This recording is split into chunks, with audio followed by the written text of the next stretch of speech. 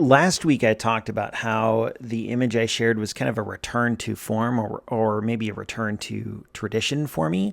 After several months of more experimental image making, it was kind of maybe a return to the tried and true, I guess, my comfort zone of photography, where there's one clear subject and a nice blurry background and just kind of a pretty simple, straightforward photograph. And this is maybe a variation on that.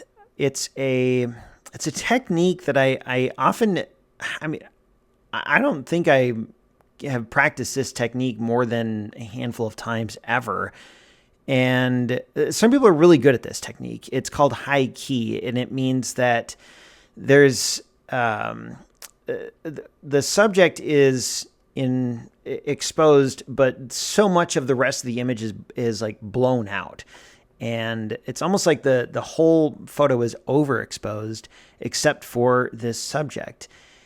And if you go to Photoshop, you can do like high key passes and things like that. I don't, to be honest, I don't know much about it. But when I put this photo on Flickr, one of my commenters or one of my people who follows me was like, "Oh, that's high key photography." And I was like, "Yeah, I guess you're kind of right."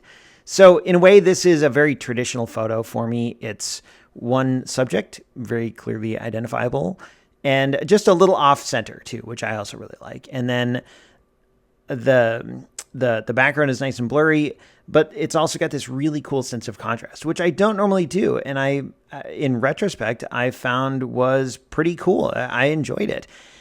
There's also this compositional element of the subject going one way and then something else going the other way.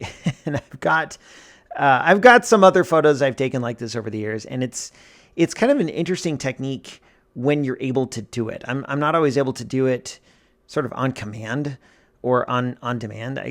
It's one of those where the situation has to present itself, but it's a fun thing to try. And it is intentional here. So there's a whole bunch of these, I think they're called Minutiflora or Minutiflora. I don't know how to pronounce it, but these plants, there's just like all this tuft with dozens or maybe hundreds of what you see as the subject here, all going in different directions. And they're very light. And so the tiniest little breeze will just send everything flying.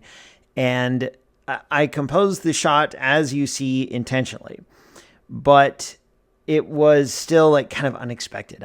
When I approached this, I didn't have high key in mind. I didn't have this idea of like a subject and then a complementary secondary subject in the background. That was all sort of a happy accident, but it was a really fun photo to take. And it was fun to revisit my traditional comfort zone of photography, but also try something a little new at the same time.